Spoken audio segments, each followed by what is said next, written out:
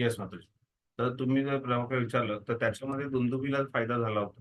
तर आपण जर आपल्याला जर गोल ध्येय माहिती आहे आपल्याला, की मला कृष्ण प्राप्तीसाठी मी हे श्रवण करत असेल, तर नक्की फायदा होईल. आणि असे जे व्यावसायिक हे व्यावसायिक म्हणजे आपल्या कोणी जर त्याचा भागवत कथेचा जर कोणी त्याचा व्यवसाय करत असेल, तर ते नक्कीच चुकीचं आहे. आणि त्यामुळे अशा प्रकारे पैसे घेऊन भागवत कथा करणारे व्यक्ती जे आहे, जे स्वार्थासाठी ही गोष्ट करतायत, तर ती चुकीची गोष्ट आहे. त्याच्यातून त्या जनतेला जास्त प्रकारे ते फायदा करू शकत नाही. आणि त्यामुळेच आपण पाहतो की महाराजांची परमपूज्य लोकनाथ महाराजांची जेव्हा कथा होते, तर त्याला आपण भागवत सप्ताह म्हणून कधीच नाव दिलेलं नाही. भागवत कथा म्हणून त्याला नाव देतो. आणि ती भागवत कथा जी आहे ही निःशुल्कपणे सर्वांच्या जनकल्याणाच्या हेतूसाठी म्हणून ती कथा केली जाते. आणि त्याच प्रकारे कथा करण्याचा प्रयत्न करावा. नक्कीच कथा करण्यासाठी खर्च येतो, कथा करण्यासाठी योजना नियोजनासाठी खर्च येतो. त्यासाठी जर कोणी दान दक्षिणा मागून ती कथा करत असेल, तर काहीच अडचण नाहीये. पण त्याच्यातून जर कोणी स्वतःच्या व्यवसाय म्हणून जर ती गोष्ट करत असेल, तर त्याचं खंडन हे जे आहे हे याच्या आधीही भरपूर ठिकाणी झालेलं आहे. आणि प्रभुपाद तर त्या गोष्टीचं खंडन नेहमीच करतात. त्यामुळे भागवत कथा जी आहे, याच्यामध्ये श्रवण करणारा व्यक्ती आणि वक्ता जो आहे, या दोघांनाही तेवढी आतुरता असणं गरजेचं आहे. आणि या दोघांचं ध्येय जे आहे हे कृष्ण प्राप्तीचं असणं गरजेचं आहे. तर त्यामुळे आपल्या संस्थेमध्ये जर कृष्ण प्राप्तीचं ध्येय ठेवून जर हे दोघं जण श्रवण कीर्तन करत असतील, तर ते नक्कीच योग्य आहे. आता सध्या यज्ञ कोर्स चालू आहे आमचा, आणि यज्ञ कोर्समध्ये आम्हाला या गोष्टीवरती वारंवार ही गोष्ट शिकवली जाते, की कोणताही यज्ञ करत असताना दक्षिणा देणं फार महत्वाचं आहे. ते दक्षिणा दिल्यानंतर तो यज्ञ पूर्ण होतो. तर त्यामुळे या श्रवणामध्ये दक्षिणा देणं महत्वाचं आहे. पण ती दक्षिणा देत असताना जो दक्ष जो यज्ञ करतोय तो पुरोहिताने ती याची अपेक्षा ठेवू नये, की बाबा मला एवढीच दक्षिणा मिळाली पाहिजे. तशी जर अपेक्षा ठेवत असेल, तर त्याचं त्याला फळ तो देऊ शकणार नाहीये. यज्ञाचं फळ व्यवस्थित प्राप्त होणार नाहीये. आणि जो यजमान आहे, त्या यजमानाने सुद्धा ती दक्षिणा जी आहे न देणं, योग्य ती दक्षिणा न देणं, म्हणजे त्याला योग्य ते फळ प्राप्त होणार नाही. आणि दक्षिणा दिली नाही तर फळही प्राप्त होईल. तशाच प्रकारे याच्यात जर कोणी आयोजन करत असेल, तर आयोजन करणारा व्यक्ती जो आहे हा स्वखुशीने जर काही देत असेल, तर ठीक आहे. पण त्याला जर व्यवसाय किंवा धंदा करणं हे अयोग्य आहे. ठीक आहे. हो प्रभूजी, प्रभूजी आलं. एक बोलू प्रभूजी अजून याच्यावरती? येस बोला. प्रभूजी, ह्या याच्यामध्ये ना असाच एक प्रश्न एका मोठ्या आपल्या संप्रदायाच्या बाहेरच्या एका संप्रदायाला विचारला होता. त्यावेळेस त्यांनी एक उदाहरण दिलं होतं. ते म्हणले होते की आमच्या बरोबर ज्यावेळेस आम्ही येतो त्यावेळेस आम्ही एकटे येत नाहीत. आमच्या सोबत एक सेट ऑफ म्युझिशियन्सचा एक सेट असतो. काही अरेंजमेंट्स करणारे असतात, काही प्रवास करणारे व्यक्ती असतात. त्या सगळ्यांसाठी तो आवश्यक असतो म्हणून आम्हाला घेणं गरजेचं असतं. आणि त्याच्यामुळं त्यांना म्हणजे असं एक्सप्लेनेशन दिलं होतं की हा फक्त आम्हीच घेत नाही आमच्यासाठीच, हे आमच्या सोबत जे सहकारी असतात त्यांच्यासाठी पण हे गरजेचं असतं. ठीक आहे. त्याच्यात तुम्ही एवढा निस्वार्थ भाव येत नाहीये. पण ठीक आहे, हा हा. निस्वार्थ भावाने करणारी जी सेवा आहे, हम्म. प्रभुपादांनी आपल्याला त्याच प्रकारे शिकवणी दिलेली आहे. त्यामुळे आपण त्या हो. शिकवणीचं पालन करतो. मुनिराज मी काय प्रश्न प्रभूजी, आता या पॉइंटला मला एक बोलायचं आहे. ठीक आहे, प्रभूजींनी सांगितलं की बाबा ते सेटअपचा प्रवासाचा खर्च आहे. पण असे पण काही आहेत प्रभूजी जे आपल्या स्कूलमध्ये पण प्रचार करतात, पण त्यांची पहिली मागणी असते की एवढा अमाऊंट आम्हाला पाहिजे, तर आम्ही येणार. तर मग तशा वेळेस काय? कीर्तन करण्यासाठी पण काही लोक असे आहेत की ते डिमांड ठेवतात की बाबा एवढा रिक्वायरमेंट आहे तर आम्ही येतो. म्हणले ऐच्छिक ठीक आहे, स्वखुशीने दिला तर ठीक आहे, पण ते डिमांड केल्यावरती तसं काय करायचं, काय आपण समजलं पाहिजे त्याला? आपण फेमस गोष्टींच्या पाठीमागे जातोय, तर त्याची दोघांची त्याच्यामध्ये मी म्हणेल की दोघांनीही या गोष्टीची पडताळणी स्वतःची करणं गरजेचं आहे. की आपल्याला नावगाव किंवा फेम असणाऱ्या गोष्टी पाहिजेत, की आपल्याला कृष्णप्रेम प्राप्तीसाठी आपल्याला हवंय. एक कोणी साधू जो जास्त खूप फेमस नाहीये, तो साधं जरी बोलला तरी समोरच्या हृदयामध्ये कृष्ण जागृत करत असेल, आणि अशा साधूला आपण जर बोलत असेल, तर त्याची जो श्रवण करतोय त्याची आणि जो वक्ता आहे दोघांचाही फायदा होणार आहे. कारण त्यांचं दोघांचं ध्येय जे आहे हे कृष्ण आहे. आणि त्यामुळे अशा व्यक्तीला आपण बोलवतोय, की आपण बोलण्याच्या पाठीमागे आपलाही काय हेतू आहे तेही पाहणं गरजेचं आहे, आणि जो वक्ता आहे त्याचाही काय हेतू आहे तेही पाहणं गरजेचं आहे. दोघांचाही हेतू जो आहे हा जर काहीतरी प्रसिद्धी प्राप्त करणं किंवा काहीतरी दुसरा स्वार्थ प्राप्त करण्याचा असेल, तर तो चुकीचा आहे. त्यामुळे आपण कोणाला बोलवतोय, कशासाठी बोलवतोय, का बोलवतोय, या गोष्टीमध्ये स्वतःची सुद्धा पडताळणी करणं तेवढंच गरजेचं आहे. म्हणजे अजून एक जिज्ञासा होती. जसं आता आपण कलियुगामध्ये जसं तिथं 88,000 ऋषी मुनी आहेत, तर प्रत्येक शेवटी बसलेला व्यक्ती सुद्धा ध्यानपूर्वक श्रवण करत होता. आपल्याला कसं माईक नाहीये, क्लॅरिटी आवाज नाही, रेंज नाही, आपण त्याच्यामध्ये या कलियुगाच्या दोषाने रखडलेलो आहोत, जखडलेलो आहोत. तर मग प्रभूजी त्यावेळेस असं काय होतं की एवढे ऋषीमुनी असताना सुद्धा शेवटी बसलेल्या श्रोत्याला सुद्धा क्लिअर ऐकू यायचं, म्हणजे त्यांच्या त्यावेळेस आवाजामध्ये काय होतं किंवा काय त्यांना दैवशक्ती होती किंवा किंवा असा एवढा मोठा आवाज होता? चेतना जी आहे ही चेतना नेहमी प्रत्येक ठिकाणी त्याचा प्रभाव होतो. जसं आपण पाहतो की हे पूर्ण सृष्टीची निर्मिती जी आहे ही शब्दब्रह्मापासून झालेली आहे. शब्दब्रह्म म्हणजे साऊंड, एका ध्वनीतून निर्माण झालेलं आहे. आणि ध्वनी जो आहे हा त्याची शुद्धता जी आहे, ध्वनी जे आहे त्याचा प्रसार जो आहे किती शुद्ध आपलं आकाश आहे, किती शुद्ध आपली हवा आहे त्याच्यानुसार होतो. जसं हे पूर्ण सृष्टीची निर्मिती पंचमहाभूतातून झालेली आहे. तर ही पंचमहाभूतातून जी सृष्टीची निर्मिती झाली आहे त्याच्यामध्ये इथर किंवा आकाश ज्याला आपण म्हणतो ते अतिशय शुद्ध स्तरावरती आहे. पण ते अशुद्ध कधी होतं जेव्हा अशुद्ध चेतना जी आहे याचा प्रसार, ही चेतना जास्त ठिकाणी आहे. जसं असं सांगितलं जातं की अशा गोष्टींचा आवाज करू नका जेणेकरून इथर जे आहे हे फाटतं. म्हणजे जसं तुम्ही ऐकलं असेल की पाण्याचा टपटप होणारा आवाज, शिट्टी वाजवू नका रात्री म्हणून सांगितलं जातं, भांड्यांचा आवाज करू नका म्हणून सांगितलं जातं. या आवाजांद्वारे काय होतं की आकाशातला जो इथर आहे, आकाशातला जो आकाश जे आहे ते आकाश जे आहे हे दुभासतं आणि त्याच्यामधून भरपूर सूक्ष्म जीवात्मे जे आहेत जे ते त्या ठिकाणी प्रवेश करतात जिथे आवाज होतो. सांगण्याचं तात्पर्य हे आहे की त्यावेळेस वातावरण आणि चेतना इतकी शुद्ध होती की त्यामुळे आता जे काही साधारण व्यक्ती बोलणारा व्यक्तीचा आवाज सुद्धा कितीतरी किलोमीटर दूरपर्यंत जाऊ शकत होता. एवढं शुद्ध वातावरण त्यावेळेस होतं. आत्ताच्या वातावरणामध्ये लोकांची अतिशय वाईट अशी चेतना आहे. त्याचबरोबर प्राणी आणि पशूंची होणारी हत्या आणि त्याच्यातून होणारा जो आक्रांत आहे ते आहे. त्याच व्यतिरिक्त जसं तुम्ही पाहिलं की जास्त दूर जायची गरज नाही त्याच्यासाठी. कोरोनाचा जो काळ होता, त्या कोरोनाच्या काळामध्ये जरी एवढी ध्वनी प्रदूषण म्हणा किंवा एवढी प्रत्येकजण आपापल्या घरामध्ये होतं. बऱ्याचशा गोष्टींना आवाज घातला होता की त्या गोष्टी होत नव्हत्या आणि त्यामुळे वातावरणामध्ये जी शुद्धी होती, त्या शुद्धी वातावरणामुळे लोकं दूर-दूरच्या गोष्टी तर पाहू शकतच होते. दूर-दूर गोष्टींचा आवाज सुद्धा कानापर्यंत पोहोचू शकत होता. एवढं वातावरण त्यावेळेस शुद्ध झालं होतं. त्यामुळे सांगण्याचं तात्पर्य हे आहे की एक्सटर्नल बाह्य रूपाने सुद्धा वातावरणातली शुद्धता आणि त्याचबरोबर आंतरिक चेतना जी आहे या दोन्ही गोष्टींमुळे 80,000 जरी तिथे ऋषीमुनी बसले होते तरी ते ऋषीमुनी विना माईकचं, विना साऊंड सिस्टमचं ऐकू शकत होते. ठीक आहे. थँक्यू ब्रोजी, थँक्यू व्हेरी मच. शक्ती आहे. हरे कृष्ण प्रभूजी, दंडवत प्रणाम. हा माताजी. प्रभूजी, विचित्र प्रश्न आहे पण तरी राहवत नाही म्हणून विचारते हो. की ऐकणारा हा अशुद्ध आहे हे अगदी सत्य. आमच्यासारखे जे ऐकणारे आहेत ते, माझ्यासारखे जे ऐकणारे आहेत ते, पण बोलणारा शुद्ध आहे हे ऐकणाऱ्यांनी कसं काय समजायचं की हा शुद्धच आहे, असं त्याचं प्रमाणाचं कसं काय कळणार? बोलणारा शुद्ध आहे ह्याचं प्रमाण काय? तर त्याच्यासाठी बोलणारा जो व्यक्ती आहे हा प्रामाणिक असणं गरजेचं आहे. सगळ्यात महत्वाची गोष्ट. तो व्यक्ती जो आहे हा प्रामाणिकतेने गुरु शिष्य परंपरेतून येणारी गोष्ट जो आहे हा समोरच्याला देतोय. आणि जेव्हा तो समोरच्याला ती गोष्ट प्रामाणिकपणे देतोय त्यावेळेस त्या व्यक्तीचा जो श्रोता आहे त्याच्या हृदयामध्ये काही ना काही, कुठे ना कुठेतरी परिणाम त्याचा होणार आहे. त्याच्या हृदयामध्ये काहीतरी परिवर्तन जे आहे त्याच्यामध्ये होणार आहे. म्हणजे आपण जेव्हा 2 तासाची चर्चा केल्यानंतर काहीतरी त्याच्या व्यक्तीला वाटणार की बाबा याच्यातून मी ही गोष्ट शिकलोय आणि मला ही गोष्ट याच्यातून पालन करायची. ही जर पालन करू शकत असेल तर तो समोरचा व्यक्ती काही प्रमाणात तरी शुद्ध आहे. आणि जेव्हा आपण शुद्ध भक्तांच्या समोर बसतो त्यावेळेस आपल्या त्यांच्या श्रवणामुळे लवमात्र साधुसंग सर्व सिद्धी होय सांगितलेले आहे. त्यामुळे जे शुद्ध भक्त आहेत जे समोर बसतात आणि जेव्हा त्याचं ते वर्णन करतात त्यावेळेस तर त्या समोरच्या सगळ्या व्यक्तींमध्ये परिवर्तन होतं. जसं काही दिवसापूर्वी जेव्हा परमपूज्य राधानाथ महाराजांची व्यासपूजा होती तर त्या व्यासपूजेमध्ये गौरगोपाल प्रभू वर्णन करत होते. गौरगोपाल प्रभू सांगत होते की महाराजांची अशी विशेषता आहे आणि ही गोष्ट आपण प्रत्येक जे शुद्ध भक्त आहेत गुरु महाराज त्यांच्या श्रवणामधून पाहतो. ते जेव्हा वर्णन करतात त्यावेळेस समोर बसलेले 1000 असू देत, 5000 असू देत, 10,000 असू देत, त्यांच्या प्रत्येकाच्या हृदयावरती परिणाम होतो, प्रभाव होतो. तर तो हृदयावरती जेव्हा प्रभाव होतो, आपण काहीतरी टेक होम मेसेज घेतो, आपण आपल्याला असं वाटतं की बाबा हो, ही गोष्ट मला या या प्रवचनातून खूपच हृदयस्पर्शी होते आणि ती माझ्या जीवनामध्ये परिवर्तन करण्यासाठी गरजेची आहे.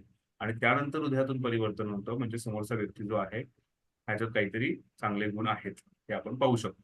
दुसरी प्रामाणिकतेबद्दल जेव्हा म्हणतो की तो व्यक्ती जेव्हा वर्णन करतो, तो काय वर्णन करतोय, तो व्यासपीठावरती बसलेला आहे आणि व्यासपीठावरती बसणारा व्यक्ती जो आहे त्याने प्रामाणिकपणे, निस्वार्थीपणे त्या गोष्टीचं वर्णन करावं आणि त्याचं सुद्धा ध्येय असणं जे आहे, जेव्हा प्रामाणिकता म्हणतोय त्या प्रामाणिकपणे त्याचं ध्येय असणं गरजेचं आहे की माझ्या जीवनाचं ध्येय जे आहे हे कृष्णप्रेम प्राप्तीचं आहे. कमीत कमी स्वतःच्या तरी स्वतःच्या जीवनाचं कृष्णप्रेम प्राप्तीचं ध्येय असणं गरजेचं. त्यावेळेस तो जेव्हा वर्णन करतो तेव्हा त्याच्या मुखातून जे आहे ही सरस्वती वदन करणार आहे, त्याच्या मुखातून व्यासदेव किंवा गुरूंच्या मार्फत गुरूंचा संदेश जो आहे हा त्याच्या मुखातून येणार आहे. आणि त्यामुळे जेव्हा आपण सुरुवातीला गुरुवंदना करतो, जेव्हा आपण प्रार्थना अर्पण करतो, मंगलाचरण प्रार्थना करतो, त्या मंगलाचरण प्रार्थनेमध्ये सुद्धा जो वक्ता आहे त्याने असं विचार करणं गरजेचं नाहीये की मी किती महान वक्ता आहे, माझ्यामध्ये किती शक्ती आहे, माझी वाकशक्ती किती चांगली आहे. नाही, ती मूर्खता होईल त्याची. त्याने प्रामाणिकपणे पंगुम लंगायते गिरी यत्कृपा तमहम वंदे श्री गुरु दिन तारम, ही श्री गुरु तुम्ही ह्या दीन व्यक्तीला तारणारे व्यक्ती आहात, या चेतनेने त्याने हे वर्णन करणं गरजेचं आहे. ती त्याची प्रामाणिकता आहे. त्यामुळे प्रामाणिकपणे जो प्रेझेंट करतो तो परिवर्तन करू शकतो. जेव्हा आपल्या हृदयामध्ये परिवर्तन होतं त्यावेळेस तो व्यक्ती प्रामाणिक आहे. तो पूर्णपणे शुद्ध नसू शकेल, त्याच्यामध्ये काही ना काहीतरी अडथळे असू शकतो, पण तो प्रामाणिक आहे आणि प्रामाणिकपणे गुरूंची वाणी सांगण्याचा तो प्रयत्न करतोय आणि त्याच्यामुळे आपल्या हृदयाचं परिवर्तन झालं तर त्याला आपण नक्कीच मानू शकतो की हा व्यक्ती योग्य आहे. Very nice. खूप छान प्रभूजी. Thank you very much. ठीक आहे, जायचं पुढे आपण. हो येस. येस प्रभूजी. प्रभूजी फार फार हॅपी प्रभूजी, मला फार छान उत्तर मिळालं तुमच्याकडनं आज. अरे, श्लोक क्रमांक 16. सवै महाभागवत परीक्षदा येनाप वर्गाख्य मदभ्रुबुद्धी ज्ञानेन वैयासकी शब्दितेन भेजे खगेंद्रभुज पादमूलम. अहो सुत गोस्वामी, कृपा करून आपण व्यासपुत्रांनी कथन केलेल्या ज्या भगवत भक्तांमुळे मुक्तीमध्ये स्थिर बुद्धी असलेल्या महाभागवत परीक्षित महाराजांनी परीक्षित महाराजांनी पक्षीराज गरुडाचे आश्रय अशा भगवंतांचे चरणकमल प्राप्त केले, त्या कथा वर्णन करा. आता इथे सांगतायत की आम्ही कथा श्रवणामध्ये तर रुची आहेत, आम्हाला आमचं ध्येय भगवंत श्रीकृष्ण आहे आणि हे वैष्णव संघामध्ये आम्हाला प्राप्त होणार आहे. आमचं सौभाग्य आहे सुतो गोस्वामी, तुम्ही महान आहात, तुम्ही चिरंजीवी व्हा, तुमची कथा, तुमचं गुणगान व्हावं, अशा सगळ्या गोष्टीचं वर्णन केल्यानंतर कथेची महिमा सांगितल्यानंतर सांगतायत की कृपया त्या परीक्षित महाराजांच्या कथेबद्दल, त्यांच्या ह्या सर्व व्यासपुत्रांनी त्यांना व्यासपुत्र म्हणजे सुखदेव गोस्वामींनी त्यांना काय वर्णन केलं, कसं वर्णन केलं, याचं कृपया वर्णन आम्हाला करा, असं इथे विनंती जी आहे हे शौनक ऋषी करतायत. त्या परीक्षित महाराजांनी भगवंतांचे चरणकमळ प्राप्त केलेले आहेत आणि जे व्यासपुत्र, जे सुखदेव गोस्वामींनी त्यांचं वर्णन केलेलं आहे, त्यांना जे कथारूपात वर्णन केलंय, हे कृपया आम्हाला सांगावं, असं वर्णन, याची कथेचं वर्णन करा, अशी विनंती इथे करण्यात आलेली आहे. मम्मीला फोन कर, मम्मीचा फोन. तात्पर्य वाचा मुनिराज निवाय प्रभू. हरे कृष्णा, दंडोत प्रणाम. तात्पर्य: शील प्रपात द्वारा मुक्ती मार्गाविषयी अभ्यासकांमध्ये काही मतभेद आहेत. अध्यात्माच्या अशा अभ्यासकांना निर्विशेषवादी व भगवत भक्त म्हणतात. भगवत भक्त भगवंतांच्या दिव्य रूपाची उपासना करतात, तर निर्विशेषवादी लोक तेजस्वी ज्योतीच्या अर्थात ब्रह्मज्योती म्हणून ओळखल्या जाणाऱ्या भगवत विग्रहाच्या तेजाचे चिंतन करतात. येथे या श्लोकात व्यासदेवाचे पुत्र सुखदेव गोस्वामी यांनी केलेल्या ध्यानोपदेशामुळे परीक्षित महाराजांनी भगवंतांच्या चरण कमळांची प्राप्ती केली असे म्हटले आहे. सुखदेव गोस्वामी प्रारंभी स्वतःही निर्विशेषवादीच होते. भागवतात 2.1.9 त्यांची अशी उक्ती आहे. पुढे त्यांचे चित्त भगवंतांच्या लीलांकडे आकर्षित झाले आणि ते भगवत भक्त झाले. अशा परिपूर्ण ज्ञानी भक्तांना महाभागवत अर्थात प्रथम श्रेणीचे भक्त अशी संज्ञा आहे. भगवंतांच्या भक्ताचे प्राकृत, मध्यम, महाभागवत असे 3 वर्ग आहेत. प्राकृत भक्त किंवा अधम श्रेणीचे भक्त हे मंदिरात जातात, पूजा करतात, परंतु त्यांना भगवंत आणि त्यांचे भक्त यांचे विशेष ज्ञान नसते. मध्यम किंवा द्वितीय श्रेणीचे भक्त भगवंतांचे भक्त, नवदीक्षित आणि अभक्त यांना चांगल्या प्रकारे जाणतात. महाभागवत महाभागवत महाभागवत महाभागवत पुरुष भक्त व अभक्त यांच्यात कोणतेही अंतर मानित नाही. परीक्षित महाराज असेच महाभागवत श्रेणीचे भक्त होते, कारण त्यांना सुखदेव गोस्वामी सारख्या महाभागवताकडून दीक्षा प्राप्त झाली होती. ते सर्वांवर सारखेच दया करीत, अगदी कलीवर सुद्धा. मग इतरांसंबंधी काय बोलावे? अगोदर निर्विशेषवादी असलेले पश्चात भगवत भक्त झाले आहेत, अशी जगाच्या दिव्य इतिहासात अनेक उदाहरणे आहेत. परंतु भगवंतांचा भक्त निर्विशेषवादी झाल्याचे एकही उदाहरण नाही. ही वस्तुस्थिती असेच सिद्ध करते की परमार्थाच्या मार्गावर भगवत भक्तांनी प्राप्त केलेला स्तर हा निर्विशेषवाद्यांच्या स्तराहून अधिक श्रेष्ठ आहे. भगवद्गीतेत 12.5 स्पष्टपणे सांगितले आहे की अव्यक्तात आसक्त असलेल्या व्यक्तींना लाभाच्या तुलनेने कष्टच अधिक पडतात. शील सुखदेव गोस्वामींनी दिलेल्या ज्ञानामुळे परीक्षित महाराजांना भगवंतांची सेवा प्राप्त झाली. या परिपूर्णत्वाच्या अवस्थेला अपवर्ग परिपूर्ण मुक्ती असे म्हणतात. मुक्तीचे वरवरचे ज्ञान हे भौतिक ज्ञान आहे. भौतिक बंधनातून वास्तविक सुटका म्हणजे मुक्ती, परंतु भगवंतांच्या दिव्य सेवेची प्राप्ती होणे म्हणजे मुक्तीची पूर्ण अवस्था किंवा सिद्धी होय. ही स्थिती ज्ञान आणि वैराग्याने प्राप्त करून घेता येते, हे पूर्वीच 1.2.12 सांगितले आहे. आणि सुखदेव गोस्वामींनी दिलेल्या परिपूर्ण ज्ञानाची परिणती भगवंतांच्या दिव्य प्रेममय भक्तीत होते. हरे कृष्ण. हरे कृष्ण. पुढे पाहूयात आपण. आता इथे वर्णन करण्याची विनंती जी आहे ही करण्यात आलेली आहे. त्यानंतर कृष्ण कथा जी आहे त्याचे विशेष 6 गुण जे आहेत हे पुढच्या श्लोक क्रमांक 17 मध्ये करण्यात आले. तन्नः परम पुण्यम समृताथ माख्यानम अद्भुत योग निष्ठम आख्यान अनंत चरितोपपन्न पारिषितम भागवत आभिरामम. कृपया हरे करून कृष्ण प्रभूजी, ते मागचं एक विचारायचं आहे. अपवर्ग परिपूर्ण मुक्ती असं म्हणतात, म्हणजे अपवर्ग म्हणजे काही समजलं. प्रभूजी तुमचा आवाज क्लिअर नाही. अपवर्ग परिपूर्ण मुक्ती असे म्हणतात. या परिपूर्णतेच्या अवस्थेलाच अपवर्ग परिपूर्ण मुक्ती असे म्हणतात. हे वाक्य काही कळालं नाही. श्रील सुखदेव गोस्वामी दिलेल्या ज्ञानामुळे परीक्षित महाराजांना भगवंतांची सेवा प्राप्त झाली. त्या परिपूर्णतेच्या अवस्थेलाच अपवर्ग परिपूर्ण मुक्ती असे म्हणतात. पवर्गाबद्दल तुम्ही ऐकलं असेल.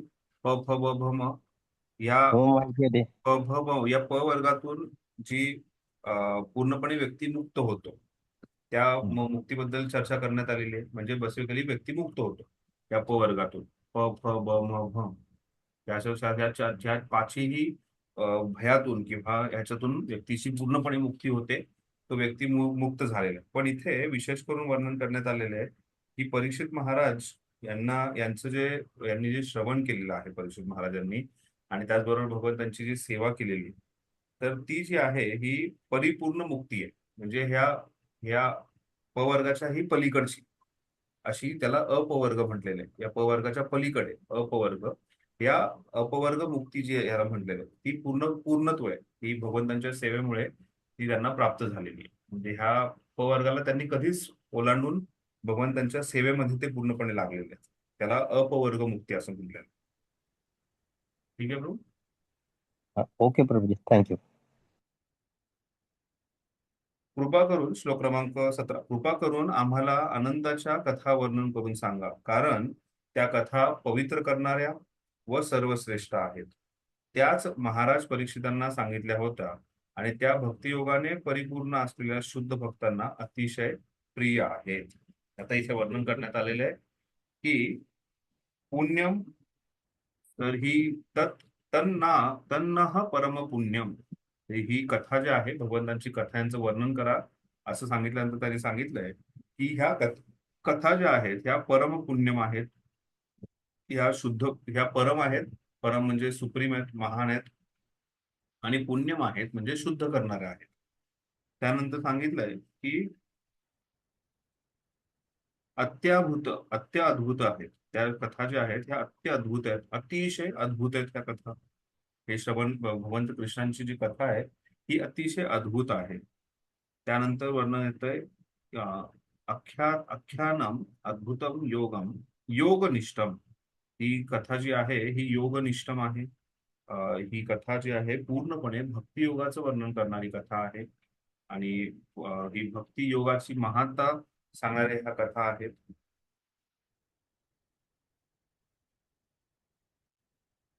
आख्याम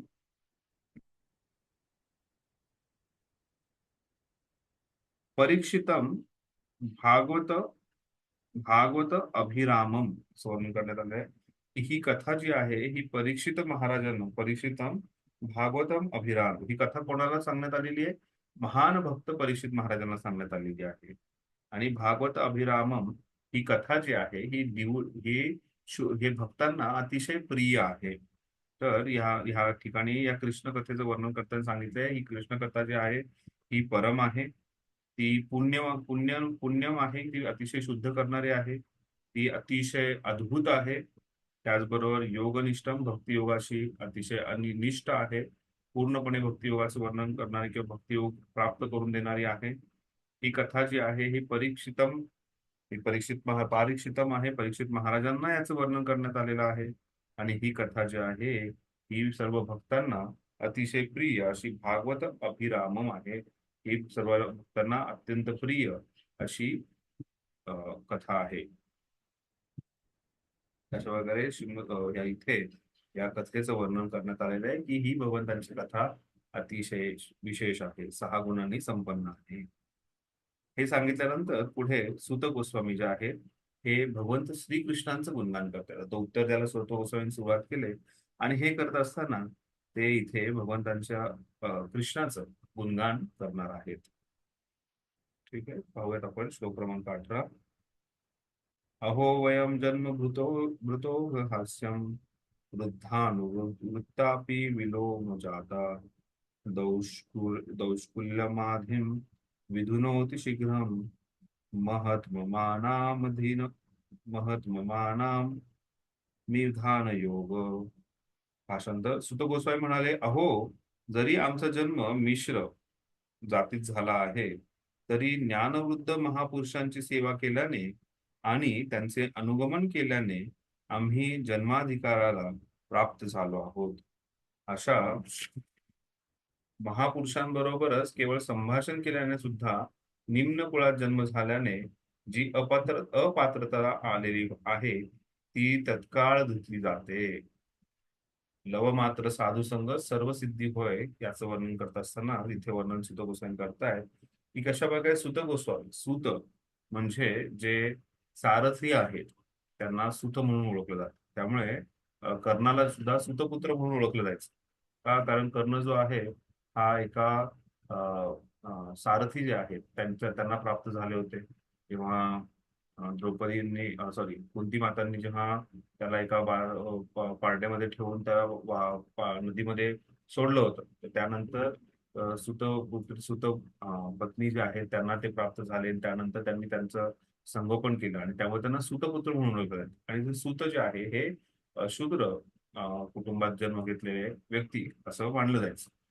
आणि ते सूत जे आहेत ही एक विशेष कुळ म्हणून मानलं जात नव्हतं. पण तरीही ते सूत गोस्वामी हे कोण आहेत? हे रोमहर्षण आणि सूत यांचे पुत्र आहेत. हे सूत गोस्वामी जे आहेत हे म्हणतायत की मी केवळ महान अशा महापुरुषांचा संग प्राप्त केला, त्यांच्याकडून श्रवण केलं आणि त्यामुळे माझ्या निम्न कुळात जन्म जरी झाला असेल तरी असा निम्न कुळात जन्म झालेलं जे काही अपत्रता आहे ती तात्काळ धुतली गेली, कारण महापुरुषांचा संघ जो आहे हा प्राप्त झालेला आहे.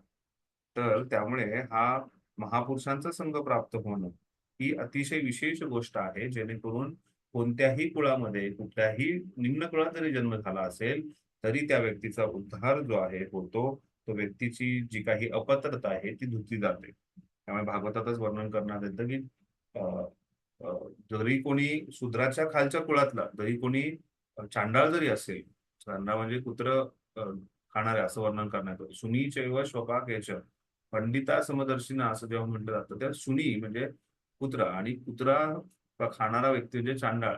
अशा चांडाळाच्या घरात जरी जन्म असेल, मग त्यात पुनांद पुलकिश आंध्र असं सगळ्यांचं वर्णन करण्यात आलेलं आहे. अशा वेगवेगळ्या कुळात जरी वर्णनात जन्म झाला असेल, त्यांची ती काही जी अपात्रता आहे, ही अपात्रता जी आहे ही समूळ त्याचा नाश होऊ शकतो फक्त महान पुरुषांच्या संघामुळे. इथे वर्णन करण्यात आलेलं आहे महापुरुषाच्या केवळ संभाषण केल्याने सुद्धा निम्न कुळात जन्म झाल्याने जी अपात्रता झालेली आहे ती तत्काळ धुतली जाते. इथे स्वतःच्या जन्माचं वर्णन करत असताना सांगतायत की ज्ञानवृद्ध महापुरुषांची सेवा केल्याने त्यांचे अनुगमन केल्याने मला जो अधिकार प्राप्त झालेला आहे तो फक्त त्यांच्याच कृपेने प्राप्त झालाय असं सांगलं. तात्पर्य वाचलं. प्रभूजी हरे कृष्णा. तुझे सुत म्हणजे असं पण होऊ शकतं ना, ब्राह्मण पत्नी आणि क्षत्रिय पिता किंवा क्षत्रिय पत्नी ब्राह्मण पिता, तर यांच्या पण जे गर्भाला जन्मतात त्यांना सुद्धा सुत म्हणतात ना. नाही नाही माझ्या वाचण्यात आलेलं आहे. त्यांना हे म्हणतात, त्यांचं काहीतरी वेगळं नाव आहे त्यांचं असं. ठीक आहे. हो. द्विज नाही ना प्रभूजी?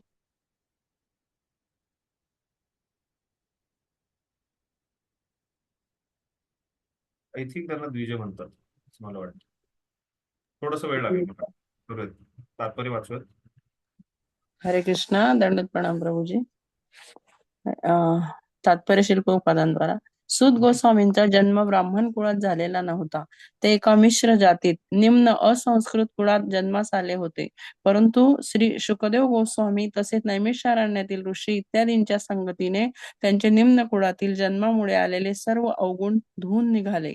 वैदिक प्रथेप्रमाणे भगवान श्री चैतन्य महाप्रभू यांनी या तत्वाचे अनुसरण केले आणि आपल्या दिव्य अशा संगतीने निम्न कुळात जन्मलेल्यांना अर्थात जन्माने अथवा कर्माने अपात्र ठरलेल्या अनेकांना भक्तीच्या स्तरापर्यंत पोहोचून आचार्य पदावर प्रस्थापित केले. त्यांनी स्पष्टपणे म्हटले आहे की कोणतीही व्यक्ती ब्राह्मण असो अथवा शूद्र असो, गृहस्थ असो अथवा संन्यासी असो, जर कृष्ण विज्ञानात पारंगत असेल तर तिचा आचार्य किंवा गुरु म्हणून स्वीकार केला जाऊ शकतो. सूत गोस्वामी हे श्री शुकदेव आणि श्री व्यासदेव यासारख्या थोर अधिकारी ऋषींकडून कृष्ण विज्ञान शिकले होते. त्यांच्या अशा पात्रतेमुळेच नैमिषारण्यातील ऋषी त्यांच्याकडून भागवताच्या रूपात कृष्ण विज्ञान श्रवण करण्यात अतिशय उत्सुक होते. अशा रीतीने श्रवण कीर्तनाने त्यांना दोन महान आत्म्यांचा संग लाभला. श्रीकृष्ण विज्ञान हे एक दिव्य विज्ञान आहे. ते अधिकारी व्यक्तीकडूनच समजून घेतले पाहिजे आणि शिकविणाऱ्याने देखील अधिकारी व्यक्तीकडूनच त्याचे अध्ययन केलेले असले पाहिजे. तसेच जो हे विज्ञान इतरांना शिकवितो त्याचा प्रचार करतो तो अधिकाधिक गुणवत्ता प्राप्त करतो. सूत गोस्वामींना दुहेरी लाभ मिळालेला होता. हरे कृष्णा. आणि चालू आहे. आणि त्यामुळे त्यांनी म्हटल्यामुळे आलेल्या अपात्रतेतून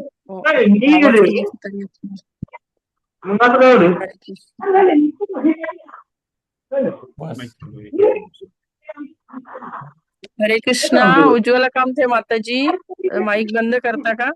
हरे कृष्णा. एक मिनिट मी म्यूट करतो त्यांना. हा चालेल वाच. हरे कृष्ण. तो अधिकाधिक गुणवत्ता प्राप्त करतो. सूत गोस्वामींनी दुहेरी लाभ मिळालेला होता आणि त्यामुळे ते निम्न जन्मामुळे आलेल्या अपात्रतेतून व मानसिक वेदनातून पूर्णपणे मुक्त झालेले होते. हा श्लोक निसंदिग्धपणे हे सिद्ध करतो की सूत गोस्वामींचा जन्म निम्न कुळात झालेला होता. म्हणून श्री शुकदेव गोस्वामींनी त्यांना श्रीकृष्ण विज्ञान शिकविण्याचे नाकारले नव्हते आणि नैमिषारण्यातील ऋषींनी देखील त्यांच्याकडून श्रवण करण्याचे नाकारले नाही. याचा अर्थ हा की सहस्रो वर्षापूर्वी सुद्धा हे दिव्य विज्ञान शिकविण्यासाठी हीन कुळातील जन्मामुळे कोणतेही बंधन येत नव्हते. हिंदू समाजात तथाकथित जातीप्रथेची कट्टरता मागील 100 वर्षात अस्तित्वात आली आहे. कारण या काळात वरिष्ठ कुटुंबात अयोग्य लोकांची संख्या अधिक वाढली. भगवान श्री चैतन्य महाप्रभूंनी मूळच्या वैदिक पद्धतींचे पुनरुज्जीवन केले. हरिदास ठाकूर यांचा जन्म एका मुसलमान कुळात झालेला होता आणि भगवान श्री चैतन्य महाप्रभूंनी त्यांना नामाचार्य पद प्रदान केले. भगवंतांच्या शुद्ध भक्तांचे सामर्थ्य अपार आहे. गंगाजळ पवित्र समजले जाते आणि गंगाजळात स्नान केल्याने मनुष्य शुद्ध होतो. शुद्ध भक्ताचा विचार करता त्याच्या केवळ दर्शनाने हीन कुळातील अधपतित जीव शुद्ध होऊन जातो. तेथे त्याचा सहवास घडला तर काय सांगावे.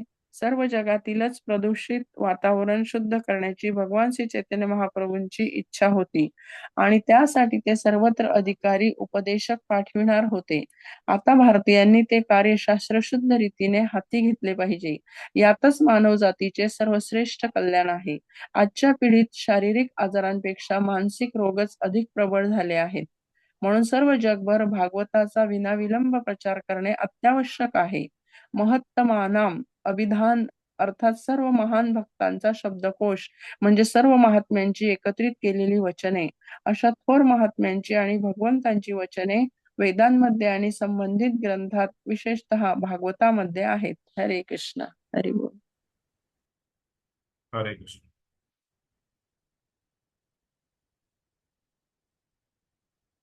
येस, सूत हा शब्द मी शोधला आता. तर ब्राह्मण पिता आणि क्षत्रिय पिता आणि ब्राह्मण माता यांच्या द्वारे जो जन्माला येतो तो सूत आहे. आणि हा सूत जो आहे हा चारी वर्णांमध्ये कुठेही मोडत नाही त्याला. त्यामुळे निम्न हा शब्द जो वारंवार प्रभुपाद वापरतायत हा चारीही वर्णांमध्ये कुठेही ब्राह्मण क्षत्रिय वैश्य शूद्र मध्ये येत नाही. तर त्याच्यात हा मिश्रित जन्म झाल्यामुळे त्याला या चारी वर्णात मोडलं जात नाही आणि त्याला त्याच्याविषयी खालचं निम्न स्तराचं वर्ण म्हणून ओळखलं जातं. आणि हा सूत जो आहे याला बऱ्याच वेळा रथाचा सारथी म्हणून कार्य दिलं जायचं. कारण त्याचा जन्म जो आहे हा ब्राह्मण पिता आणि क्षत्रिय माता यांच्याद्वारे झालेला आहे. एकच मिनिट.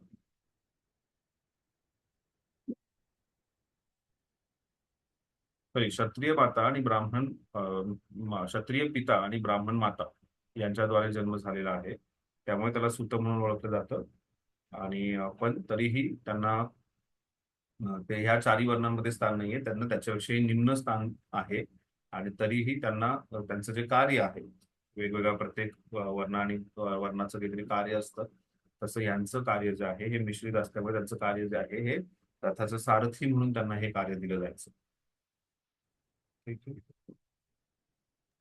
म्हणजे आता तुम्ही ते सांगितलं का क्षत्रिय माता आणि ब्राह्मण पिता त्यांनाही सुद्धा सूत ओळखलं जातं.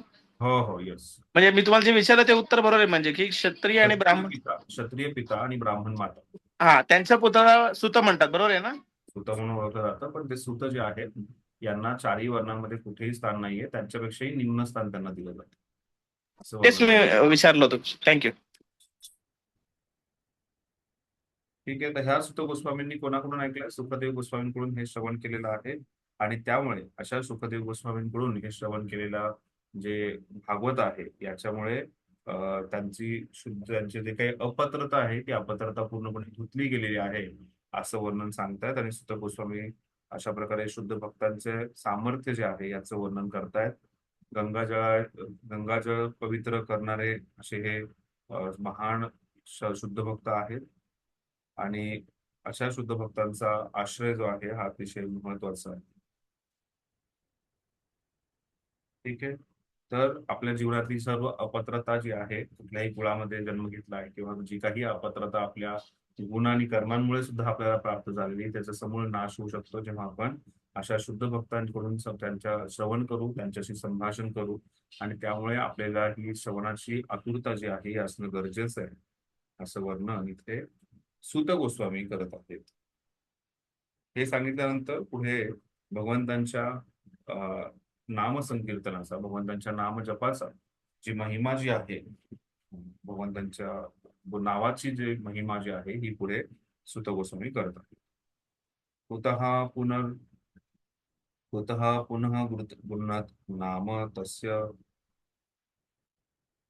महत् महत् महत्तम एकांतपरायणस्य योऽनन्तशक्ति योऽनन्तशक्ति भगवानन्तो महद्गुणत्वाद यमन यमनंतमाहो. श्रेष्ठ भक्तांच्या मार्गदर्शनाखाली जे अनंत सामर्थ्यशाली भगवंतांचे नामसंकीर्तन करत असतात, त्यांच्याबद्दल काय बोलावे. श्रेष्ठ भक्तांच्या मार्गदर्शनाखाली जे अनंत सामर्थ्यशाली भगवंतांचे नामसंकीर्तन करत असतात, त्यांच्याबद्दल काय बोलावे. त्यांच्या शक्ती अनंत आहेत, त्यांचे गुण दिव्य आहेत आणि त्यांना अनंत नावाने ओळखले जाते. तर इथे भगवंतांचं जे नाव जे आहे, त्याची महिमा सांगण्यात आलेली आहे. आणि त्याच श्रेष्ठ भक्तांचं, याच्या आधी जे श्रेष्ठ भक्तांचं वर्णन करण्यात आलं होतं, त्याच श्रेष्ठ भक्तांच्या मार्गदर्शनाखाली जेव्हा कोणी ह्या भगवंतांचं नामाचं जप नामसंकीर्तन करत आहे, असे व्यक्ती जे आहेत हे अतिशय विशेष होते.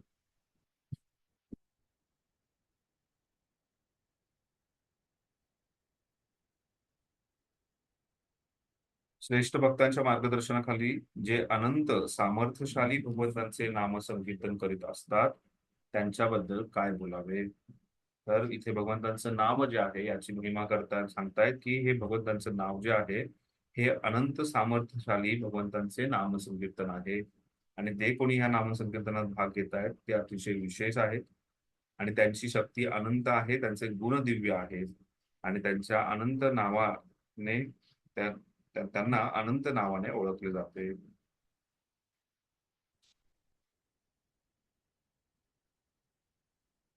तर इथे भगवंतांचं नाव जे आहे त्याची महिमा सांगताना सांगतायत की भगवंतांचं नाव जे आहे हे अनंत गुण संपन्न आहे आणि अतिशय दिव्य असे गुण आहेत आणि त्यामुळे त्या भगवंतांना अनंत म्हणून ओळखले जाते, असे सुद्धा वर्णन करण्यात आले. ठीक आहे. तर इथे ह्या श्लोकामध्ये सांगितलंय कुतः पुनर्गुण नाम तस्य, की ह्या भगवंतांच्या संकीर्तनाचं नामसंकीर्तनामध्ये नामसंकीर्तन जे आहे हे इतकं महान आहे की त्याच्यामध्ये भाग घेणारा व्यक्ती सुद्धा महान होऊन जातो. आणि ते महान कसं आहे, कारण त्याची शक्ती अनंत आहे, त्या नावाची शक्ती अनंत आहे आणि त्यामुळे त्या भगवंतांना सुद्धा अनंत या नावाने सुद्धा ओळखलं जातं. असे शक्ती प्रदान करणारे भगवंत, त्यांचं भगवंतांचं नाव हे जे आहे हे अतिशय शक्ती प्रदान करणारं आहे. आणि हे आपण कुठून समजू शकतो, जेव्हा श्रेष्ठ भक्तांचं मार्गदर्शन आपल्याला प्राप्त होतं. त्याच श्रेष्ठ भक्तांच्या मार्गदर्शनामुळे आपण पुढे जाऊ शकतो.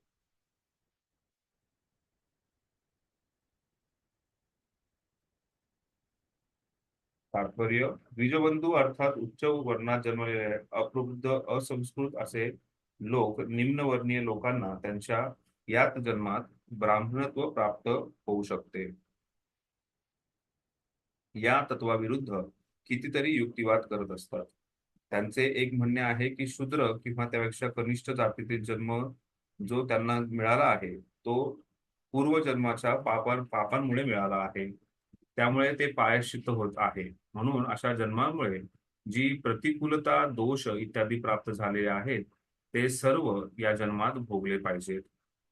या निरर्थक युक्तिवादाला उत्तर देताना श्रीमद भागवत आग्रहाने सांगते की तर जन्म जो आहे हा कुठल्या तरी पापामुळे झालेला आहे आणि त्यामुळे पापामुळे त्या कुळामध्ये त्या वर्णामध्ये त्यांनी जन्म घेतला आहे, याचं पूर्णपणे खंडन इथे श्रीमद भागवत करतंय. आणि त्यामुळे श्रीमद भागवत सांगते की शुद्ध भगवत भक्तांच्या मार्गदर्शनाखाली भगवत नामांचे संकीर्तन करणारा तत्काळ तत्काळ हीर्ण जातीतील या वर्णातील जन्माला येण्याच्या दोषातून मुक्त होतो. तर भगवंतांच्या भक्तांचा संग आणि भगवंतांचं नाम हे इतकं पवित्र आहे की तो कुठल्याही कुळामध्ये जन्म घेतलाय, कुठल्याही वर्णामध्ये जन्म घेतला आहे, कितीही नीच वर्णातला जन्म घेतलेला व्यक्ती सुद्धा पूर्णपणे त्याच्यातून मुक्त होतो. आणि हे कसं होऊ शकतं? हे नाम जे आहे हे भगवत भक्ताच्या मार्गदर्शनाखाली घेणं गरजेचं आहे. आणि त्यामुळे आपल्या जीवनामध्ये गुरु आणि गुरूंकडून आपल्याला नाम प्राप्त होणं हे अतिशय गरजेचं आहे. हा गुरूंकडून आपल्याला शुद्ध भक्तांकडून हे नाम प्राप्त होतं. तर कुठल्याही कुळामध्ये कुठेही जन्म झाला असेल किंवा कसेही त्याचे गुणकर्म असतील पूर्वजन्माचे किंवा या जन्माचे, या सर्व गोष्टींचा नाश होतो आणि तो व्यक्ती पात्र ठरतो भगवंतांना प्राप्त करण्यासाठी. भगवान संकीर्तन करणारा शुद्ध भक्त कोणतेही अपराध करीत नाही. 10 प्रकारचे नाम अपराध आहेत, परंतु शुद्ध भक्तांच्या मार्गदर्शनाखाली होणारे नामसंकीर्तन पूर्णपणे निर्दोष असते. असे अपराधरहित नामसंकीर्तन दिव्य असते आणि ते जन्मीच्या सर्व पापांच्या प्रभावाला दूर करू शकते. असे निर्दोष नामसंकीर्तन असे सूचित करते की त्या व्यक्तीला भगवत नामाच्या दिव्य स्वरूपाचा अनुभव झाला असून तो भगवंतांना शरण गेला आहे. आध्यात्मिक दृष्ट्या स्वतः भगवान आणि त्याचे नाम परम असल्यामुळे अभिन्न आहेत. भगवत नाम भगवंता इतकेच शक्तिशाली आहे. भगवान सर्वशक्तिमान आहेत आणि त्यांचे असंख्य नावे आहेत आणि ती सर्व त्यांच्याशी अभिन्न असून समान शक्तिशाली आहेत. भगवद्गीतेच्या अंती भगवान ठामपणे सांगतात, जो त्यांना पूर्णपणे शरण येतो तो त्यांच्या कृपेने सर्व पापातून मुक्त होतो. भगवंत व त्यांचे नाम अभिन्न आहे, तर त्यांचे नाम भक्ताला सर्व प्रकारच्या पापातून प्रभावातून वाचवू शकते. दिव्य भगवंतांचे कीर्तन मनुष्याला निश्चितपणे त्यांच्या निम्न जातीतील जन्मामुळे आलेल्या दोषातून मुक्त करते. भगवंतांची अपरिमित शक्ती भगवंतांच्या व अवतारांच्या अमर्याद विस्तारामुळे अधिकाधिक वाढतच जाते. त्यामुळे भगवंतांच्या प्रत्येक भक्त आणि अवतार हे त्याचप्रमाणे भगवंतांच्या शक्तीने संपन्न होतात आणि म्हणून हीन जन्माने आलेल्या अपात्रता भगवत भक्ताला बाधक होऊ शकत नाही. कारण भगवत भक्त जो आहे हा अशा प्रकारे अपात्र ठरत नाही. तो जो आहे हा भगवंतांच्या भक्तांच्या मार्गदर्शनाखाली भगवंतांचं अति पवित्र असं शुद्ध नाम जे आहे त्याचा जप करेल, तर तो व्यक्ती या सर्व गोष्टीतून या त्याच्या अपात्रतेतून पूर्णपणे मुक्त होईल. त्याची अपात्रता जी आहे ही पूर्णपणे धुतली जाते असं ठामपणे सुत गोस्वामी इथे सांगत आहेत. तर स्वतःच उदाहरण देताना सुत गोस्वामी सांगतायत, भगवत भक्तांच्या संघामुळे आणि त्यांच्या मार्गदर्शनाखाली घेतलेल्या नामसंकीर्तनामुळे त्यांची जी काही अपात्रता आहे याचा समूळ नाश झालेला आहे. आणि हे कशामुळे? कारण भगवंत जे आहेत हे अतिशय दिव्य गुणाने संपन्न आहेत. त्यांच्यामध्ये अनंत अशी शक्ती आहे आणि असे अनंत भगवंत जे आहेत हे कितीही जुने प्रारब्ध कर्म असतील तरी त्याचा समूळ नाश जे आहे ते करू शकतात. आणि त्यामुळे ह्या हरिनामामध्ये जी ताकद आहे ही दुसऱ्या कुठल्याही गोष्टीत नाही असं वर्णन करत हरिनामाची महिमा जी आहे इथे सुत गोस्वामी करत आहेत. कोणाला काही प्रश्न आहे?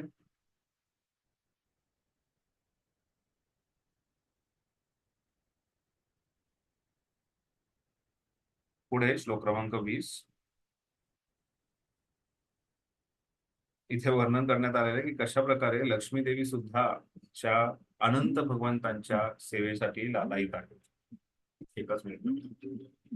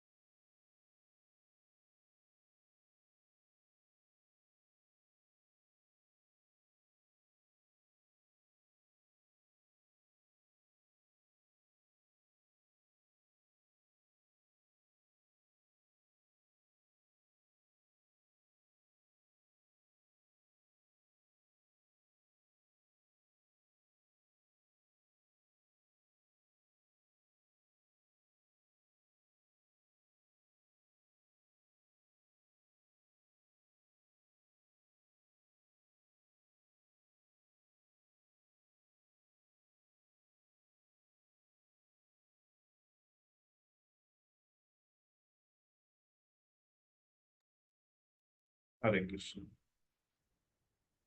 तर लक्ष्मी देवी ज्या आहेत त्या सुद्धा अशा भगवंतांच्या सेवेची लालसा ठेवतात, त्या सुद्धा त्यांची नेहमी सेवा करण्याचा प्रयत्न करत असतात. असं वर्णन जे आहे ते पुढे करण्यात आले. श्लोक क्रमांक 20. एतावतालं ननु सुचितेन गुणे रसाम्यान तिशायनस्य हित्वेतरान् प्रार्थयतो विभूती यस्या हिरण्युंजुनेषु नभिस्तो नभिप्सोहा. आता हे निश्चित आहे की भगवान असीम आहे, त्यांच्या समान कोणीही नाही. त्यामुळे त्यांच्या संबंधी यथार्थपणे असे कोणी बोलू शकत नाही. थोर थोर देवता देखील प्रार्थना करून ज्या लक्ष्मी देवीची कृपा मिळू शकत नाहीत, ती सौभाग्याची देवी भगवंतांची इच्छा नसूनही त्यांच्या चरणरेणूंची सेवा करते. लक्ष्मी सहस्त्र शतसंभ्रम सेव्यमानम गोविंदमादि पुरुषम तमहम भजामी. इथे वर्णन करतात की हजारो हजारो लक्ष्मी भगवंतांच्या नित्य रूपाने सेवेमध्ये असतात. इथे तर भागवत वर्णन करतंय की जरी भगवंतांची इच्छा जरी नसेल तरी त्यांच्या चरणरेणूंची सेवा करण्यासाठी सौभाग्य देवी लक्ष्मी जी आहे ही लालायित असते, ही अतिशय त्यांची तीव्र तीव्र इच्छा असते. आणि कोण आहेत ह्या लक्ष्मी? त्यांची सेवा करण्यासाठी, त्या लक्ष्मी देवींच्या कृपा प्राप्त होण्यासाठी बरेचसे थोर थोर महान ऋषीमुनी देवी देवता सुद्धा त्यांच्या पाठीमागे आहेत. अशी लक्ष्मी माता जी आहे ती त्या भगवंतांच्या चरणरेणूंची सेवा करण्यासाठी अतिशय लालायित आहेत. कोण आहेत ते भगवान? ते भगवान असीम आहेत. त्यांची तुलना कोणाशी होऊ शकत नाही, त्यांची समानता कोणाशी होऊ शकत नाही. आणि त्यांच्या संबंधी यथार्थपणे असे कोणी बोलू शकत नाही. थोर थोर देवी देवता सुद्धा प्रार्थना करून ज्या लक्ष्मी देवींची कृपा मिळू शकत नाहीत, त्या लक्ष्मी देवी भगवंतांची इच्छा नसूनही त्यांच्या चरणरेणूंची सेवा करत आहेत. आपण पाहतो जे भगवंतांच्या विष्णू अवतारामध्ये नेहमी लक्ष्मी जे आहेत त्यांच्या चरण कमलांची सेवा करतायत. पाद सेवनम जे अंग आहे नवविधा भक्तीचं, त्याच्यामध्ये सर्वश्रेष्ठ उदाहरण जे आहे हे लक्ष्मी मातांचं आहे. त्या लक्ष्मी माता सुद्धा भगवंतांची सेवा प्राप्त होण्यासाठी नेहमी आतुर असतात, असं वर्णन करण्यात आलेलं आहे. तात्पर्य वाचा. हरे कृष्ण. भगवंतांना किंवा परमेश्वर परब्रह्माला काहीही कर्तव्य नसते असे श्रुती सांगते. त्यांच्या समान व अधिक कोणीही नाही. त्यांच्या शक्ती अप्रिमित आहेत व त्यांची प्रत्येक क्रिया त्यांच्या सहज आणि निर्दोष स्वरूपात अगदी सुव्यवस्थितपणे चालत असते. अशा रीतीने भगवान स्वयंपूर्ण आहेत आणि त्यांना कोणाकडूनही अगदी देवांसारख्या देवश्रेष्ठांकडूनही काही घ्यावे लागत नाही. इतर सर्व देवश्रेष्ठ सौभाग्य देवता लक्ष्मीकडे कृपेची याचना करतात, परंतु अशी विनयपूर्वक प्रार्थना करूनही ती त्यांच्यावर कृपा करीत नाही. या उलट भगवंतांना कोणतीही इच्छा नसताना देखील ती निरंतर त्यांच्या सेवेत संलग्न राहते. भगवंतांनी आपल्या गर्भोदकशाहीच्या रूपात भौतिक ब्रह्मांडातील प्रथम जीव अशा ब्रह्माची उत्पत्ती केली आणि याकरिता त्यांनी आपल्या सेवेत शाश्वतरित्या संलग्न असलेल्या लक्ष्मीचे सहाय्य घेतलेले नाही. त्यांनी आपल्या नाभीतून अंकुरित झालेल्या कमळावर ब्रह्मदेवांची उत्पत्ती केली. त्यांच्या पूर्ण स्वतंत्र्याची आणि स्वयंपूर्णतेची ही काही उदाहरणे आहेत. त्यांना काही कर्तव्य नसते याचा अर्थ ते निर्विशेष आहेत असा नाही.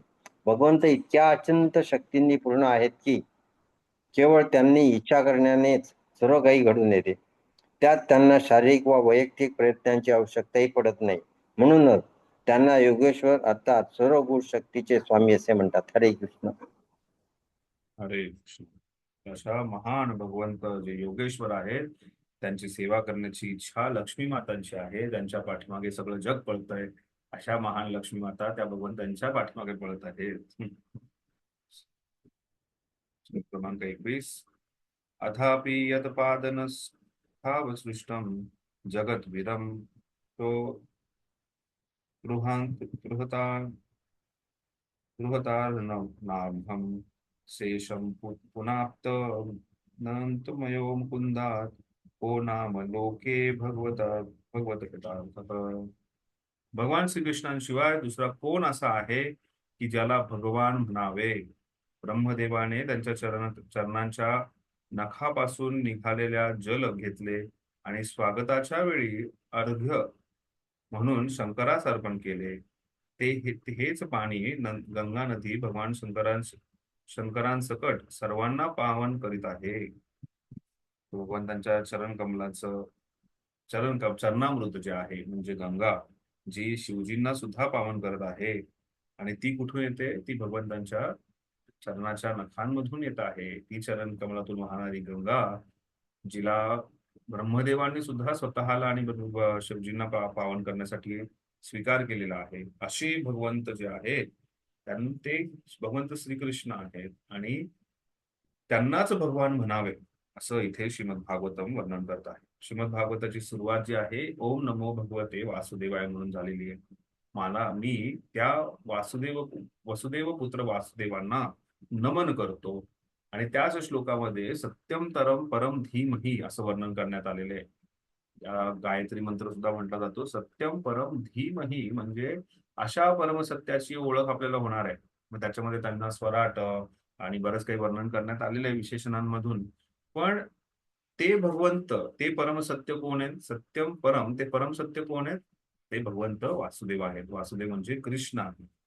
त्या कृष्णांना इथे, त्या कृष्णांशिवाय दुसरं कोणाला बरं भगवान म्हणावं असा प्रश्न विचारत सांगण्यात आलंय. का? कारण त्यांच्या चरण कमलातून वाहणारी गंगा सुद्धा शिवजी आपल्या मस्तकावरती धारण करतायत. शिवजी, ब्रह्माजी आणि आणखीन कित्येक देवी देवता आणि सर्व जीवात्मांना शुद्ध करणारे चरणामृत आहे, जे गंगाच्या रूपामध्ये सर्वांना पावन करत आहे असं सांगत उत्कृष्ट प्रकारे गुणगान जे आहे इथे सुत गोस्वामींनी केलेलं आहे. हे सांगितल्यानंतर पुढे वर्णन करण्यात आलेलं आहे की कशा प्रकारे अतिशय धीर पुरुष जे आहेत ते सुद्धा भगवंत श्रीकृष्णांना अतिशय आसक्त आहेत. श्लोक क्रमांक 22. यत्र अनुरक्ताः सहसैव धीरा व्यपोह देहादिषु संग मूढं व्रजन्ति तत्पारं वारहंसनन्तं यस्मित्र हिंसोपशमः स्वधर्म. जे आत्मसंयमी भगवान श्रीकृष्णांच्या ठिकाणी आसक्त असतात ते एकाएकी सर्व लौकिक जगाची आसक्ती सोडून देतात. अगदी आपल्या स्थूल शरीरावरील आणि चित्तावरील आसक्ती सुद्धा सोडून देतात आणि संन्यस्त अवस्थेतील परिपूर्ण अवस्था प्राप्त करण्यासाठी दूर जातात. परिणामतः त्यांची वृत्ती अहिंसक आणि वैराग्यशाली बनते. तर जे धीर पुरुष आहेत, जे आत्मसंयमी व्यक्ती आहेत, ज्यांची श्रीकृष्णांच्या चरणी आपले आसक्त आहे, ते श्रीकृष्णांच्या ठिकाणी ते आसक्त आहेत, ते एकाएकी ह्या लौकिक जगाची आसक्ती जी आहे ही पूर्णपणे सोडून देतात. आणि त्यानंतर ते परमहंस जी स्थिती आहे ती परमहंस स्थिती प्राप्त होतात. आणि त्या परमहंस स्थितीमध्ये ते पूर्णपणे अहिंसक आणि वैराग्यशाली बनतात. अहिंसा जी आहे कोणत्याही जीवात्म्याप्रती हिंसा नाही आणि त्याचबरोबर पूर्णपणे वैराग्य जे आहे त्यांच्यामध्ये निर्माण होते. त्यांची भगवंतांच्या चरणी जी काही त्यांचे चित्त अर्पण करतात, चित्त लागतं, त्यानंतर सर्व आसक्तीतून ते दूर होतात, परमहंस स्थिती त्यांना प्राप्त होते आणि त्याचबरोबर ते अहिंसक आणि वैराग्यशाली बनतात. ही भगवंतांची महिमा आहे. ही भगवंतांच्या चरण कमलांची आसक्ती प्राप्त झालेल्या व्यक्तींची विशेषता आहे. तर असे धीर पुरुष हे जे आहेत, आपण ह्याच्यामध्ये उत्कृष्ट उदाहरण म्हणजे शिवजींचं पाहू शकतो. शिवजी जे आहेत हे अशाच प्रकारचे धीर पुरुष आहेत, ज्यांनी प्रभू श्रीरामांच्या, प्रभू श्रीकृष्णांच्या चरणांचा आश्रय घेतलेला आहे आणि त्यांना कसल्याही प्रकारची जगाची या लौकिक जगाच्या कसली आसक्ती नाहीये. ते जे आहेत या स्थूल शरीराने त्यांच्या शरीराच्या पलीकडे निघून गेलेले आहेत. त्याचबरोबर त्यांना स्थूल शरीराची किंवा त्याची कशाची आसक्ती नाही. भस्म लावून बसलेले असतात शिवजी. आणि ते जे शिवजी आहेत त्यांना कसल्याही, ते एवढे अहिंसक आहेत की हिंसक प्राणी सुद्धा त्यांचे आश्रय घेत आहेत आणि त्यांचे शरण घेत आहेत आणि ते पूर्णपणे वैराग्यामध्ये, त्यांना कसल्याही प्रकारची सामर्थ्याची, ऐश्वर्याची, कशाचीच अपेक्षा नाहीये. पूर्णपणे वैराग्यशाली जीवन जे आहे हे ते जगत आहेत. अशी परिस्थिती जी आहे ती भगवत भक्तांची नक्कीच होते. आणि असे भगवत भक्त जे आहेत हे कुठल्याही मोहग्रस्त होत नाहीत, कुठल्याही प्रलोभनाला बळी पडत नाहीत. असे भक्त जे आहेत हे पूर्णपणे निरासक्त, वैराग्यशाली, असं अहिंसक, अतिशय कृपाळू आणि करुणामयी त्यांचं हृदय होऊन जातं. आणि असे भक्त जे आहेत त्यांचं हे का होतं? कारण भगवंतांच्या चरणकमलांचा आश्रय जे आहे त्यांनी तो घेतलेला. ठीक आहे? आणि त्यानंतर शेवटचा हे तात्पर्य जे आहे ते कृपया वाचा. त्या तात्पर्यामध्ये खूप काही महत्वाचे मुद्दे प्रभुपादांनी मांडलेले आहेत. आणि त्यानंतर आजचा शेवटचा श्लोक, अहम हि पृष्ठो न मनो भवद्भि राजस्य आत्मवगमोत्र यावन् नभ पतन्तास्तमं समं प्रपस्त्रिणं तथा समं विष्णुगतिं विपाश्रित. सूर्यासारखा शक्ती संपन्न ऋषी हो, आपण मला विचारले आहे तेव्हा मला जितके कळते त्या मर्यादेत मी आपणाला विष्णूंच्या दिव्य लीला वर्णन करीत सांगतो. आपल्याला शक्तीप्रमाणे पक्षी जसे आकाशात उड्डाण करीत असतात तसे विद्वान लोक आपल्या अनुभूतीनुसार परमेश्वराचे वर्णन करीत असतात.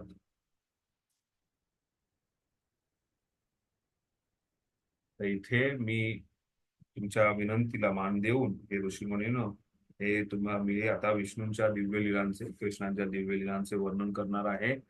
ज्या प्रकारे पक्षी जे आहेत ते त्यांच्या शक्तीनुसार आकाशात उड्डाण करतात, तशा प्रकारे विद्वान लोक आपल्या अनुभूतीप्रमाणे परमेश्वरांचे वर्णन करीत असतात. तर हे सांगत असताना माझी जी काही कपॅसिटी आहे, माझी जी काही क्षमता आहे, त्या क्षमतेनुसार मी भगवंतांचं गुणगान करणार आहे, असं सुत गोस्वामी सांगतायत.